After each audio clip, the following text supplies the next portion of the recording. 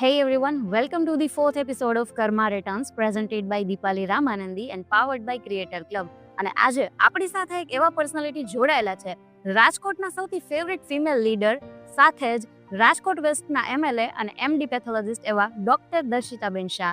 Hello ma'am, નમસ્કાર. નમસ્કાર. બસ એકદમ ફાઇન. પહેલા તો આપનું ખૂબ જ સ્વાગત છે કર્મા રિટર્ન્સમાં.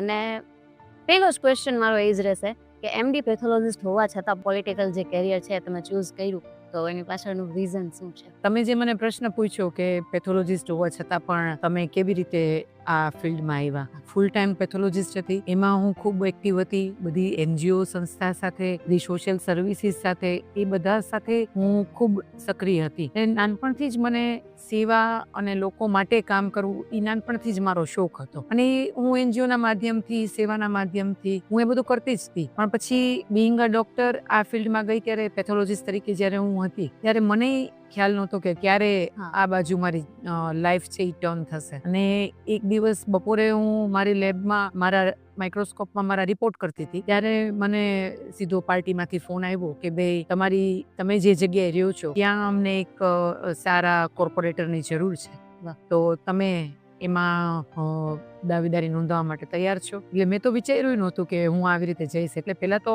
સાહજિક રીતે મેં એવું જ કીધું કે હું વિચારીને કહીશ, હજી મેં વિચાર્યું નથી. એટલે મેં પછી વાત ઉપર ધ્યાન જ ન આપ્યું અને એ વાતને મેં ગૌણ કરી. પછી અમે તો ઘરે ગયા, તો મેં આમ સેજકતાથી વાતમાંથી વાત કીધું કે મેં કીધું મને આવી રીતે ફોન આવ્યો તો ગાંધીનગરથી કે ભાઈ આ જગ્યા માટે, કોર્પોરેટર માટે અમે તમારું નામ વિચારીએ છીએ, તો તમે શું કહેવા માંગો છો એમ. તો ત્યારે મારા હસબન્ડે મને ખૂબ સરસ સપોર્ટ આપ્યો. એમણે મને એવું કીધું કે આપણે હંમેશા આ જ ભૂલ કરતા હોઈએ છીએ કે જ્યારે આપણને તક મળતી હોય છે ને, ત્યારે આપણે એવું વિચારતા હોઈએ છીએ કે ના આમાં જરૂર નથી. અને દરેક લોકો જો આવું વિચારે તો પછી કેવી રીતે શિક્ષિત લોકો, સારા લોકો તેવા માટે થઈને આગળ આવી શકે એમ. અત્યારે તો આપણા બે છોકરાઓ સેટ થઈ ગયા છે.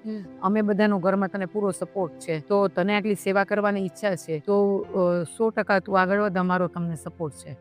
અને પછી એમણે જ્યારે મને આ કીધું એટલે પછી મેં તરત જ હા પાડી કે ના વાંધો નહીં, હું રાજકારણમાં જોડાવા માટે તૈયાર છું.